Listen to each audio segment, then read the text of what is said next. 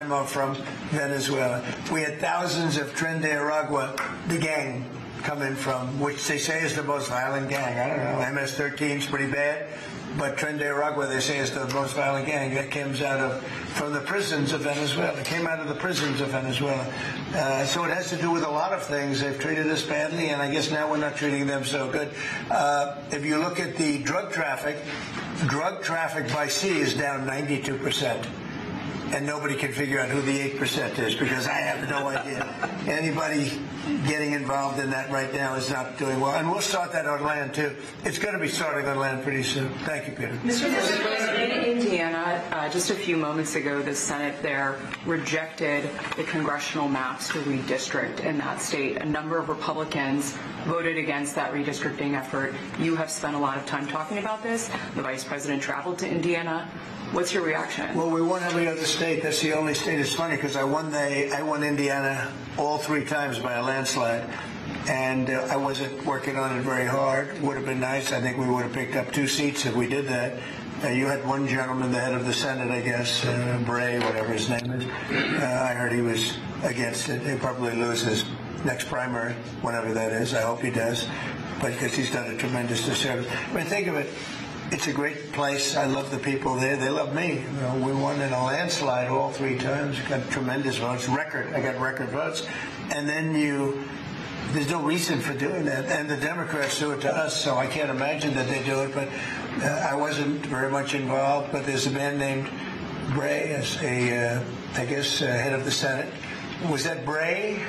Is that the name? Bray?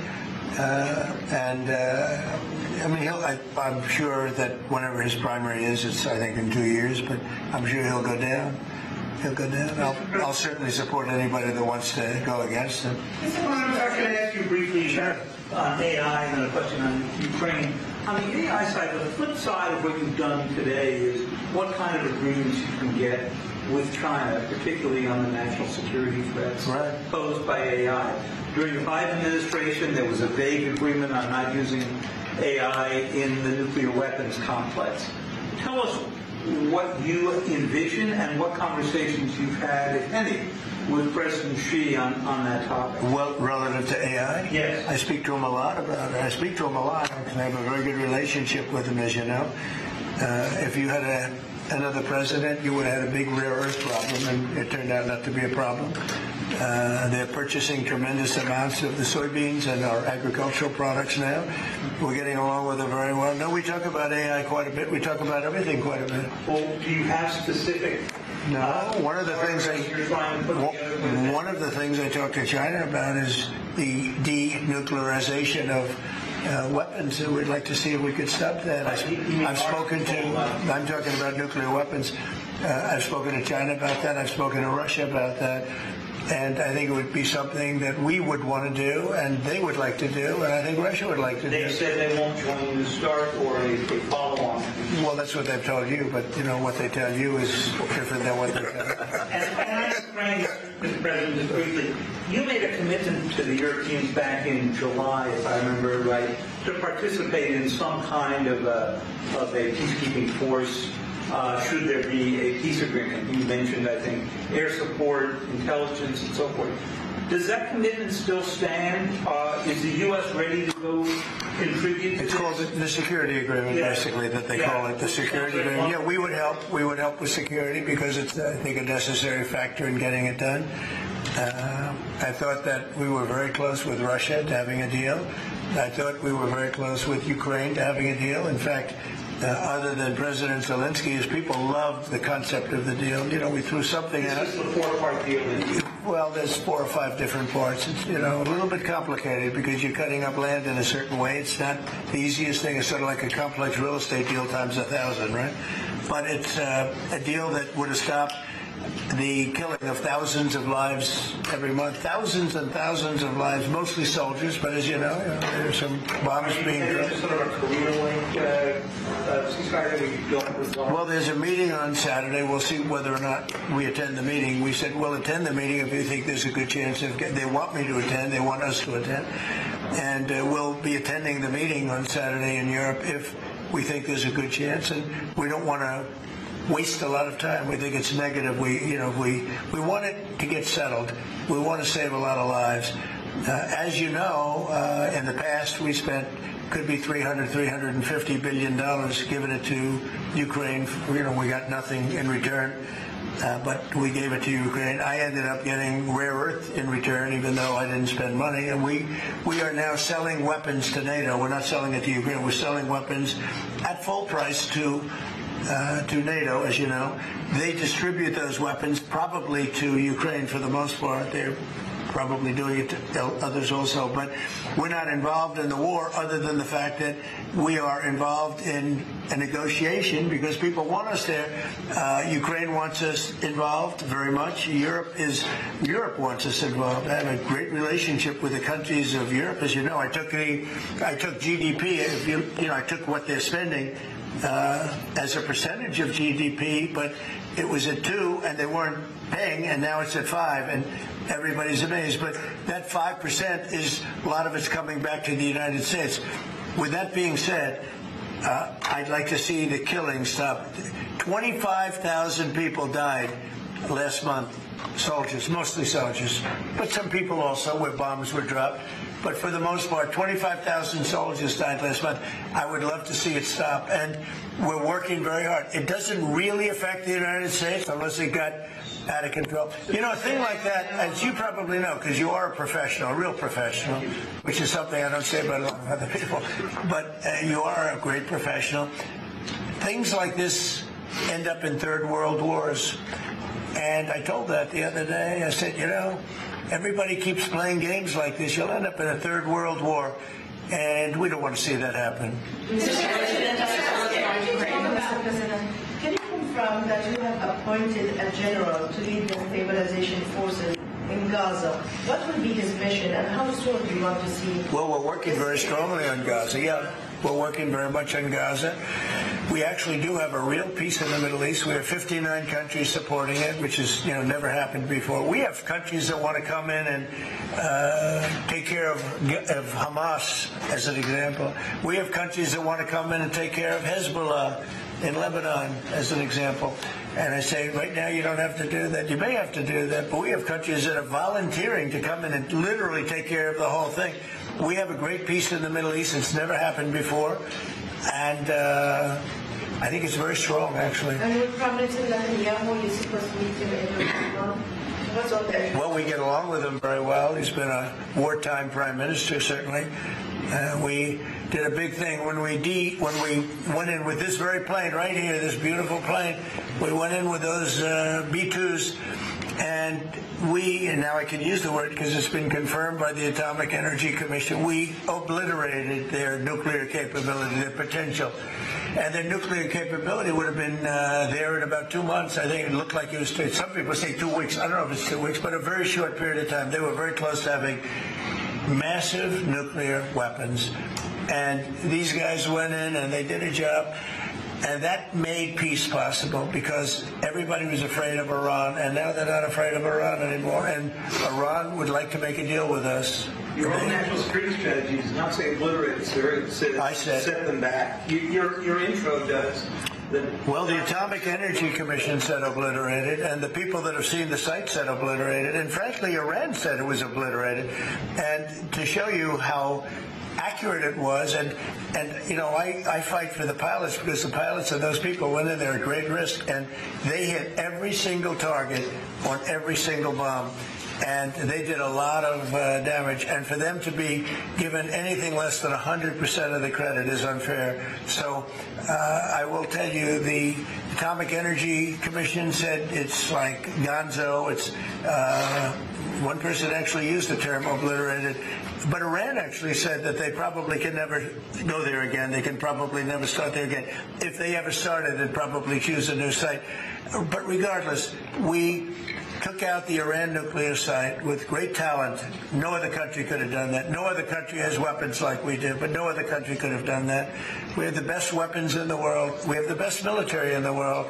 And when we took out Iran, that allowed for peace. There's no way that And I really have great respect for the King of Saudi Arabia, for the Emir. I'm friends with UAE. These are great people. These are actually great people and great leaders. There's no way they could have done a deal if Iran was not really nullified to a large extent. Iran is not the same country. Iran was a country that was feared by everybody. Now it's a country that's been very much downgraded. I'm sure they'll try and come back, and they're very capable people. Maybe they will, maybe they won't. They are reconstituting their missile program quite quickly. Well, you know, they can try, but it's going to take them a long time to come back. But if they do want to come back, and they want to come back without a deal, then we're going to obliterate that one too. You know, we can knock out their missiles very quickly. We have great power. And we helped Israel a lot. We were shooting down the drones. We were doing a lot of things for Israel. We did a good job for Israel. But Israel did a good job. They fought, and they all fought bravely. Look, that's a war. That's a vicious war. They're all vicious wars. When you write, hey, you covered a lot of wars. They're all vicious. We never saw a nice one, right? They're all vicious. But that was a big fight. But the big thing was the knockout of the possible nuclear capability. And it was a complete knockout of nuclear capability. That doesn't mean that over the next 2 years or 3 years, they're not going to come back or not going to try. I think they got hit so hard, they may talk about trying, but I don't think they want to try. And I can tell you that they would love to be able to make a deal with me. They would love to be able to make a deal with me. And I'd love to make a deal with them if we could. You know, we were not close, but not so close, but we were reasonably there for a deal with Iran before the bombing, and they would have been much better off if they made a deal. They could have had a deal. They could have had a deal where they would have been much better off. Look at what we've done. I mean, their place is blown up. Forget about the nuclear. The nuclear's gone, but look at the damage they've suffered, the death that they've suffered.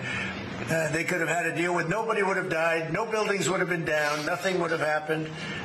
We would have blown up their nuclear. That would have been it. They could have had a great deal, but they missed that opportunity. But they would like to make a deal right now. Iran would like to make a deal with me. Yes, please. Yeah, thank you, Mr. President. Do you think the Senate should confirm your nominee for Religious Freedom Ambassador, Mark Walker, in time for Christmas, as you know, a Christmas gift to Christians around the world? Well, I don't know. I mean, I've heard good things about Mark. Why is something come up that I don't know about? Well, he was nominated in April, and he still hasn't received even a couple. Well, I'd like to see him. I mean, I'm hearing very good things about him. So I thought by asking that question, you know, something new came up. You know, there's breaking news about Mark Walker. No, yeah, I'd like to see him. I've always found him to be a high-quality person. Yeah, I'd like to see that happen. I will say John Thune, though, has done a good job. He's approved. He's gotten hundreds of people approved. You know, we have a roadblock with the Democrats. They're just obstructionists, that's all. That's all they're good at is obstructing. They're not good at creating. They're only good at obstructing and wanting open borders and men and women sports and transgender, all things that transgender for everybody, all things that people don't want. And they're obstructionists. You know, they're doing that with health care. We have a great health care proposal where we pay all of the hundreds of billions of dollars that the insurance companies have been making. You know, their stock is up 1,700%. And by the way, the stock market today hit another high. 52 times we hit a high in a 10-month period. That's during my second presidency. And it's been amazing. Nobody's seen anything like it. You know, we had the greatest economy in history in my first term. I think we're blowing it away right now. I think we're blowing it away. And again, prices were the highest they ever were. Inflation was the highest in 48 years, or I think ever. They say 48 years. The precedent's 48 years. I'll accept that, but I think it was the highest inflation we've ever had under the past administration. We had the highest prices. We have high inflation, you have high prices. Prices are coming way down. Energy's coming way down. Gasoline is hitting now $1.99 in a couple of states, and it's way down. Gasoline is way down. And when gasoline and energy comes down, everything follows. But prices are coming down, and we have an unbelievable economy. 401ks are setting a record. 401ks that's owned by a lot of people because they're based on the stock market. And the stock market for his 52nd time has just hit a brand new high. So It's amazing what's happening, and I will say this: our country is respected again. I think we're respected like never before. The United States is respected again. We have a country that was a dead country 1 year ago, dead, and now it's the hottest country anywhere in the world. Thank you very much, everybody. Thank you. Thank you, press. Thank you. You can call. Thank you, press. Let's go. Let's go. You let me know. Thank you, press. Let's go. You can call me. Thank you, press. Thank you, guys. Thank you.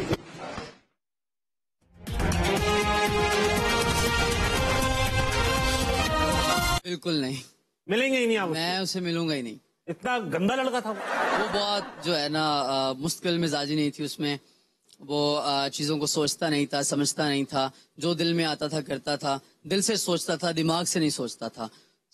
मैं ये तो सारी अच्छी बात बिल्कुल ठीक करता था भाई, पर ऐसा टीनेजर को तो यही करना नहीं, चाहिए। बिल्कुल नहीं। इस दुनिया में अगर आपने रहना है तो आपको दिल के साथ साथ दिमाग से भी सोचना पड़ेगा, वरना अगर आप दिल की सोचेंगे तो फिर आप किसी काम के नहीं रहेंगे। वाह, गहरी बात कर गए तुम। तो मैं डूब के सोचूंगा इस बारे में। सोचिए। हामी, कोई सवाल है? एक शेर है कि हम मज़ाफ़ात से आए हुए लोगों का मियाँ, मसअला रिज़्क़ का होता है मोहब्बत का नहीं। क्या बात। तो